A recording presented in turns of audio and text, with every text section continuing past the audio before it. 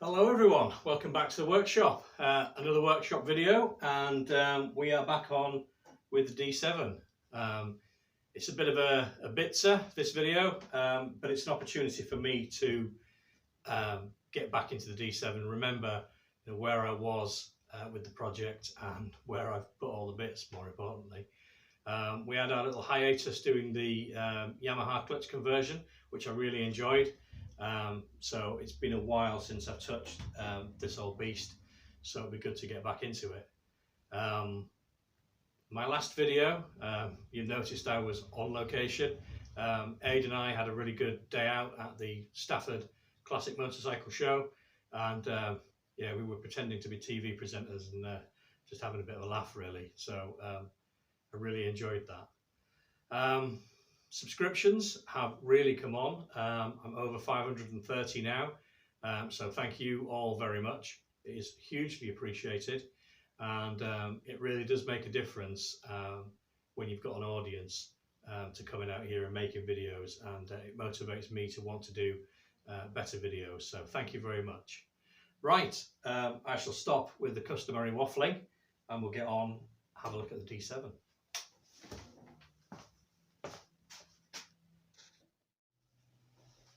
Well, I'm making some progress here with this subframe for the D7. This is a replacement one that I sourced. It's a little bit scabby, as you can see, but it's coming good with the aid of the battery grinder and a wire wheel.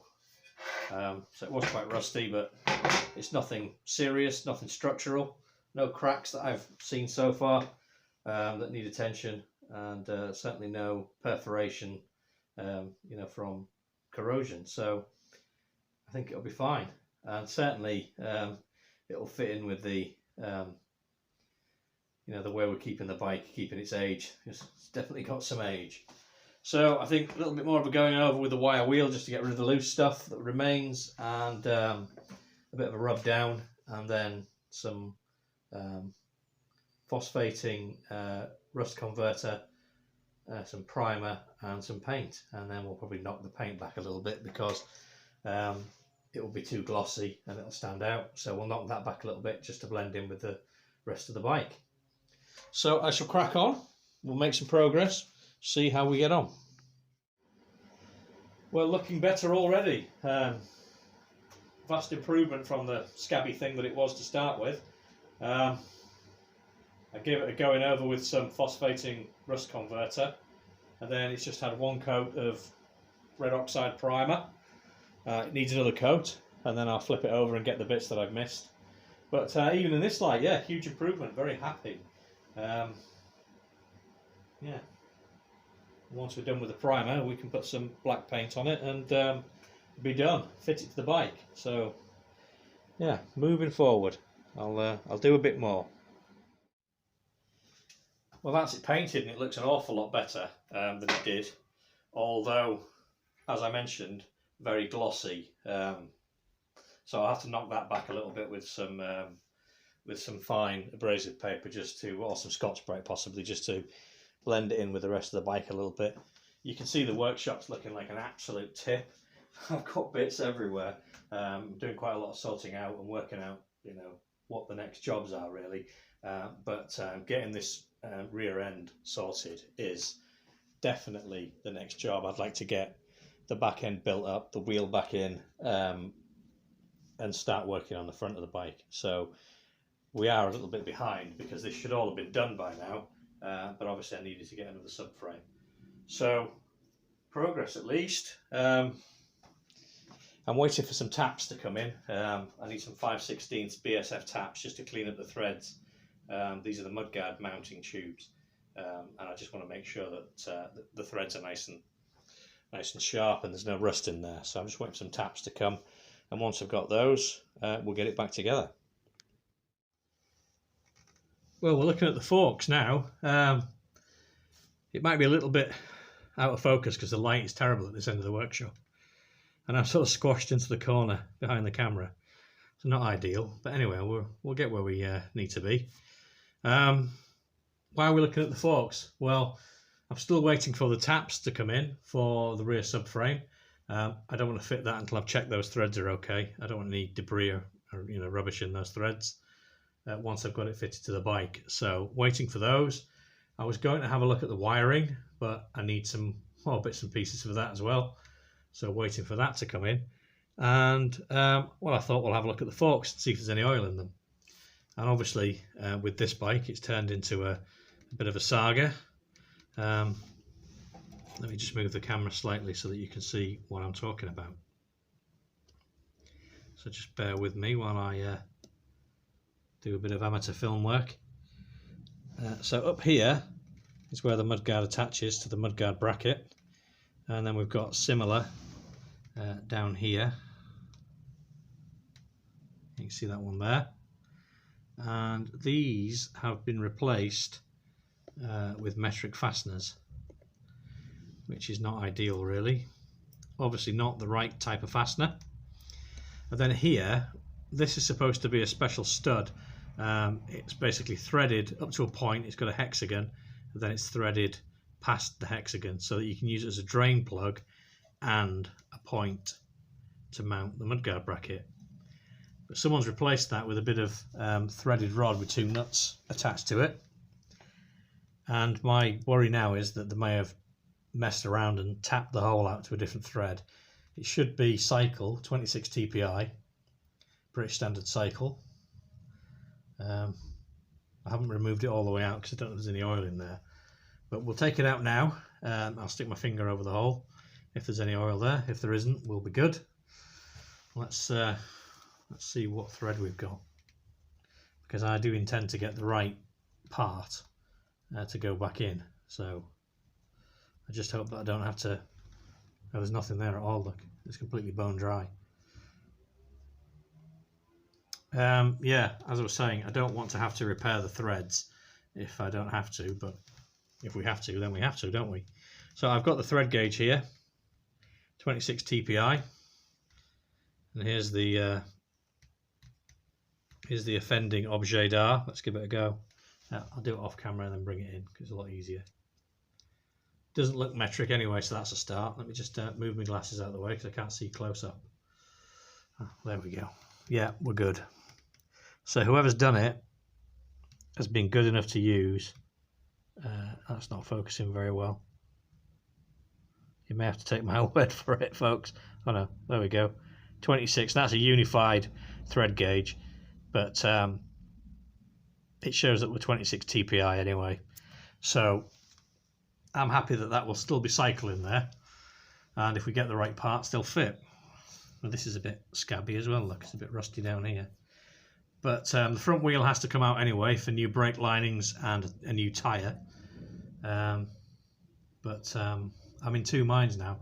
I was thinking about just topping up the oil in the forks and seeing how well they worked. But if they've been dry for a while, there could be some rust in there. So I think it's probably going to be worth just having a cursory glance at the forks, and you know what that means with this bike, probably a complete overhaul. But anyway, what I'm going to do now is bounce them down a little bit on the front of the bike and just see if anything comes out of here, if there's any oil in there at all, because that might give us a little bit more of an indication as to the condition.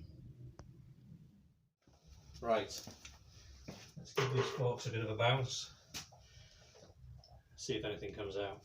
Can you still see? You can.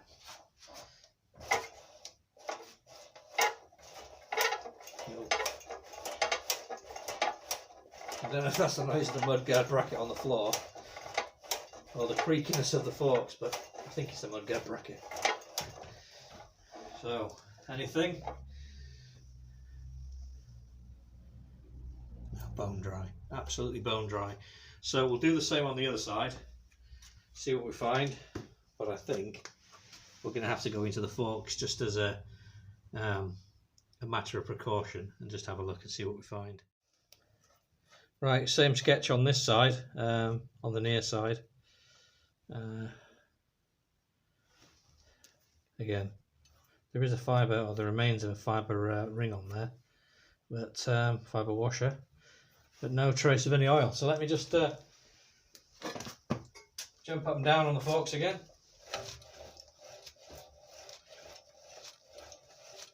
I mean, there's no problems with the forks moving. Maybe we'll run through some oil through and see what it comes out like. Oh, actually, yeah, tiny little bit of oil, but certainly not anything like the kind of quantity we expect to see. So I shall put it all back together again, and when we get around to doing it, that's been hacksawed off. When we get around to doing it and not filed, we'll have a look at the forks and see where we are with them. But that's just another little check we've done. So I'll get that put back together. Well, that is looking much better, and the new to me rear subframe is now fitted. I'm not going to do anything to the paint. It doesn't stand out that much. It does blend in reasonably well with the rest of the bike, so I'm happy with it. When I first fitted it, I did notice that we were still over to the right a little bit. It was not as pronounced as with the original subframe, but we certainly were not perfectly aligned. So I've done some technical adjustment, which basically involved smashing the granny out of it with a dead blow hammer, and something definitely sprung, and we are much more in line now. So let me just move the camera and I'll show you the improvement that we've made. Well, the lighting is truly awful. I can't do anything about that. I did have a small clamp-on lamp that would have been just the job, but unfortunately I dropped it and broke it. So we'll do what we can with me holding a light source, but I think you can see that the wheel is pretty much central in the mudguard. There is a little bit of work to do with the mudguard. It's had a bit of a life, but it's much better than it was. With the old subframe, the centre of the tyre was over here somewhere, but it wasn't the wheel, it was the fact that the subframe was bent and the mudguard was over to the right. So much better, and that's with the wheel as far forward as it will go in the swinging arm forks and centred up. So yeah, we've made some improvements, which is always good. So now I've got to let me just move the camera again. A lot of camera moving going on rather. So as you can see, we've got no number plate, no rear light. Need to refit that assembly, but before we do that, we've got to repair the wiring to the rear light. So we'll do that in a moment. And then there's just one more thing I'd like to show you while we're down here on the floor scrabbling around. Let me just get you in here and move you again. You can see the chain adjuster there, it's just hanging loose at the moment. Let me just remove it. I'm having problems with these chain adjusters, and these are brand new chain adjusters, and they don't fit very well, quite frankly. There's two little blocks, I don't know if you can see them, they're a bit difficult to see. There's a little block here and a little block here on the end of the swinging arm fork, and this is supposed to sit snugly over those blocks, and it doesn't.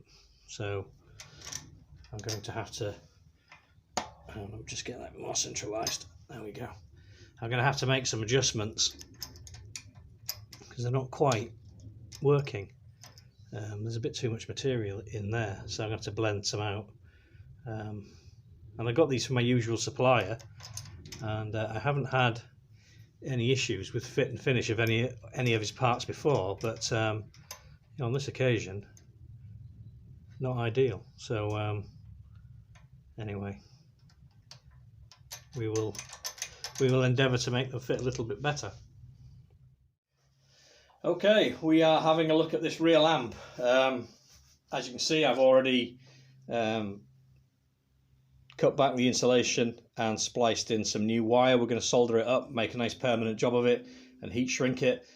Previously there were some crimp-on type connectors connecting the old wiring loom together, and it was just a short circuit waiting to happen. It was all green and horrible, so hopefully this will be a slightly more permanent way of doing it, or a very permanent way of doing it. There's a white wire in the background you can see there. That's going to be an earth bonding lead. I'm going to incorporate an earth lead into the wiring loom so that we have nice bright lamps and we're not relying on all this aged tinware for a circuit. So I'll get them soldered up. They're just straight splices, and this is how I was taught to do it when I was a young apprentice. Western Union splices, the boss used to call them. But he might have been winding me up, I don't know. That's what I call them anyway, because that's what I was taught they were called. So let's get them soldered. I've got my little soldering iron, my little Bantics electronics iron. You don't need a great big thing doing this job.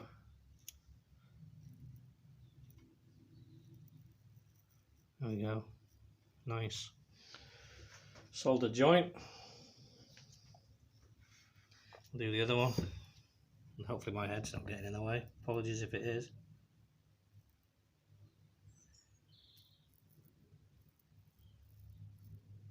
There we go.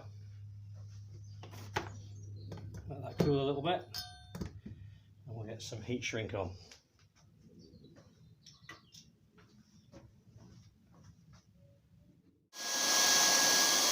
Right, let's do some heat shrink.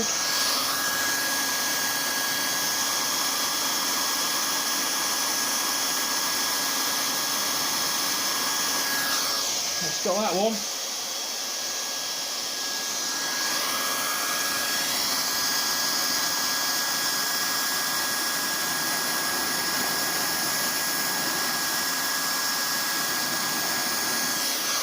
And we've got that one as well.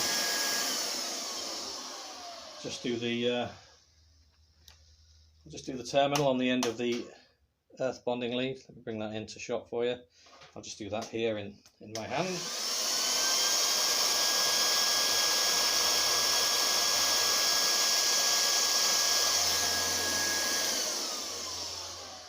Okay. Switch him off because he's noisy. There we go. That's a nice job. Happy with that. So that's going to go on here onto the nut that holds the lamp body to the number plate assembly, and that'll make a nice connection because the threaded stud that comes out of the lamp body is actually swaged into the lamp body, so we'll get a good earth connection there. And get that connected, we'll tape it into a wiring loom, and that's the job done. We can fit the number plate back on the bike, and I'll probably put some varnish, some cellar seal or something like that over there just to keep the moisture out and make sure that we keep a nice connection if any weather or moisture gets in there. So that's the next job. Okay, well, I've moved this job on. I've put some fabric tape on the wiring loom. It's a modern tape. I've not used it before. I'm used to the fabric wrap that is non-adhesive, and you can get some real tension on when you're putting it on. Get a really good job. This stuff, if you put too much tension on, it just snaps. So it's a sort of a different way of working, really. But it's come out all right. I'm quite pleased with it. It looks fairly period, and I think it'll do the job. Teaser tape, or teaser tape, it's called. I don't know which is the correct pronunciation. It sounds rude, however you say it, but it seems to work. And it's an adhesive tape, so it sticks. Again, I'm not used to that, but it seems to be quite a reasonable product. So yeah, I'm reasonably pleased with that. And then in here you can see that we've got the bonding point cleaned up and fastened in. I just need to get some cellar seal or some sort of a insulating varnish on there. I might have some. I'll have a rake through my tins and pots and things and see if I've got some. If not, I'll have to buy some. But I don't want to leave that open to the environment because it's just asking for corrosion. So we'll get that sealed up, and then I suppose we best give it a whirl and see if it works. We've got the old venerable Endura battery charger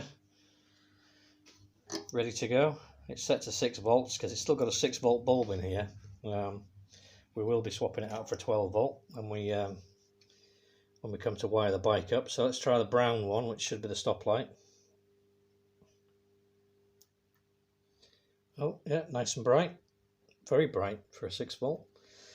And then we'll try the side light. Happy days, we have light.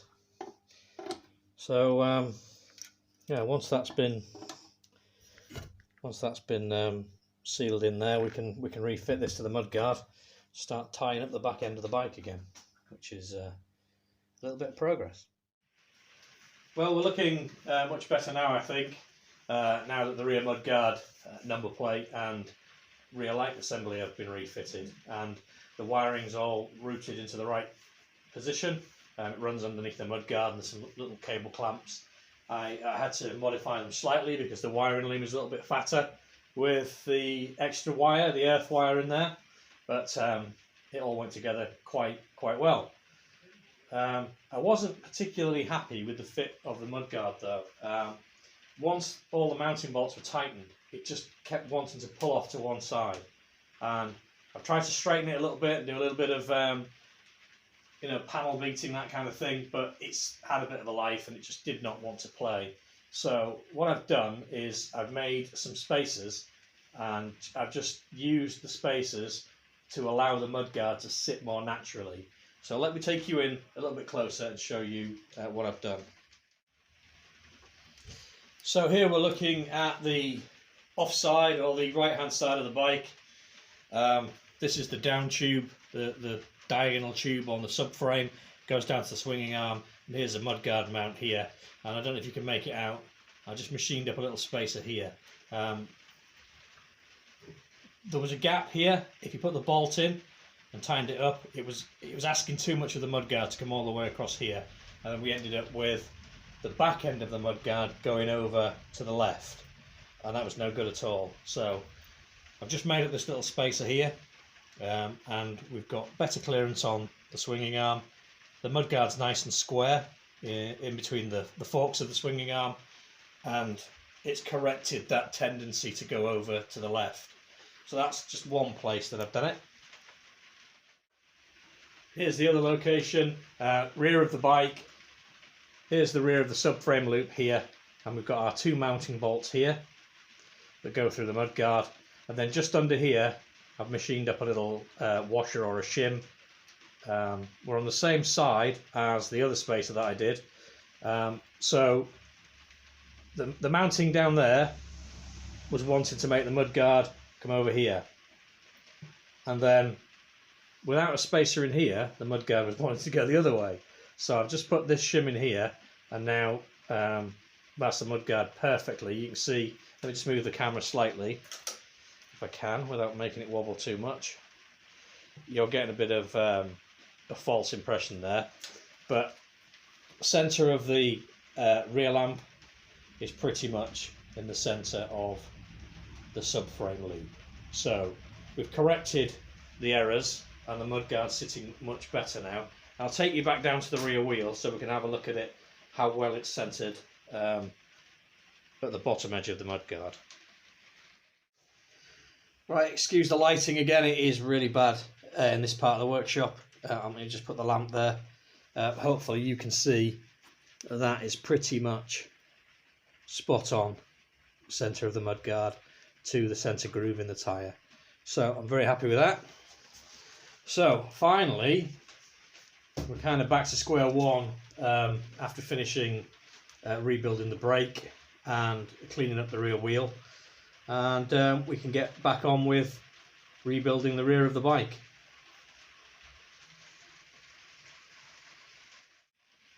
Well, I thought we'd have a change of perspective and a slightly different view. So we're looking at the near side, and it's not a view we've looked at for a while, but it just shows us a little bit more of what we've got left to do. We've got to wrap up getting the rear wheel fitted and the brake pedal. We'll have a look at the brake rod as well, because it was fouling on the rear footrest hanger for some reason, so we'll need to look into that. And then we've got the chain to go on and the chain guard, and we've got the battery box, and that pretty much wraps up the rear end. until we can get the wiring done. But before we do that, we'll move on to the front end. We'll do the forks, front wheel, front brakes, change the tyre. So yeah, we've got a fair bit left to do, but hopefully, famous last words, it'll be fairly straightforward. And you know, we've done all right finding solutions for things so far, so hopefully that will continue. But I don't know if you can hear the weather. The rain's hammering down on the roof of the workshop. Yeah, it's absolutely pouring down. They had thunderstorms down in Devon and Cornwall today, and I'm slightly northwest of London, and it's definitely found its way up here. Well, we're certainly getting the tail end of whatever they had down there. So yeah, absolutely tipping down. But we're used to it. It's been raining pretty much non-stop since Christmas, so we're definitely used to it. Anyway, you're also getting a perfect opportunity to see how untidy my workshop is at the moment. But you know, you can still see some floor, so we're not doing too bad. Let's have a look at what we can do next. Right, done a little bit more work. Let me just move the camera slightly so that you can see. There we go, that's better. Brake pedals fitted now, although not connected up at the other end. We'll have a look at that in a minute. New pivot, because the old one was quite worn. There's quite a lot of play in it. There's no play at all in it now. That's just the brake pedal flexing. New spring, because there wasn't one fitted at all when I took the bike apart. And now we've got a washer and split pin securing our brake rod instead of the old bent nail that was in there. So that's a win as well. I see the brake rod's here. I've not connected it yet. We'll go down the other end in a second. The chain's fitted, which kind of indicates that I've got the wheel lined up, and that's all good. Pillion footrest goes here. Now, I've been doing a bit of reading into this because my pillion footrest bolt fouls the brake rod, and apparently it's one of those inverted commas. They all do that, governor. Well, we need to do something about that. I'm going to have to shorten that thread a little bit, I think, because we can't have that. Wouldn't be right at all. However, the stoplight switch is meant to go on here as well. So that's, I don't know if you've seen the stoplight switch. However, I don't think I've got the right one, because this one's got a bit of a dog leg in the bracket, and it's all riveted up, as you can see. And you know, you'd need to put some sort of a bracket there, or a spacer maybe. So perhaps that's what I'll do. Perhaps that's what it needs, and that would actually space out the pillion footrest a little bit as well. So I'll probably just make up a little circular spacer, like a thick washer basically, and put that in there. And then the brake rod attaches via this spring to the switch. So obviously when the brake rod moves, it pulls on the switch. So we've got that to do. Again, it didn't come with this. Didn't have one fitted when I got the bike, so I'm just kind of going off anecdotal evidence, if you like, to figure out where it all fits, because as far as I can see, there's no real sort of standard for fitment. But anyway, we'll figure it out, won't we? Right, let's just move the camera, go to the back of the bike. As you can see, I've got the wheel fitted. Suspension unit's not on at the moment. I've got one on the other side, just holding it all together. Chains fitted and tensioned, and then the brake rod. I need to get a die because the threads are a little bit worse for wear. Let me just move you again. Sorry about all the shifting around. There we go. There should be a check nut that comes all the way down here and basically finishes here, and then you have your spring, and then your brake lever comes on, and then the adjuster nut. But to get the nut all the way down here, it stops about here. You can see where it's shiny there and not shiny here. It's fouling up around here, and I don't want to force things, so I just need to run a die down here and just make sure that the threads are nice before we go any further. So I've got that to do. You'll notice that there's no chain guard fitted, and we'll go and have a look at the chain guard now, and I'll clue you in on the little saga that I've been having. Right, well here's the chain guard. I probably got 2 hours of work in this thing. It was a bit of a mess. Basically it was twisted along its whole length. This end here, which I like to call the beak end because it looks like a beak, that was sticking out from the bike by about ½ an inch. If you stood behind the bike you could see it sticking right out. It wasn't covering the sprocket and the chain, it was just off to one side. So that had to be straightened out, retwisted to align it back with the chain line. And then down here I had to cut about 1/8 of an inch off all the way along on the inside edge, because the chain had been rubbing against the chain guard for probably years, I would think, and it was worn through in places. It was a right mess. So I've trimmed that down, and that no longer fouls the chain. Here we've got a scallop that I put in, a little relief. Let me just get the light right for you. There we go. This was fouling on the swinging arm pivot. Oh, you can't see, can you?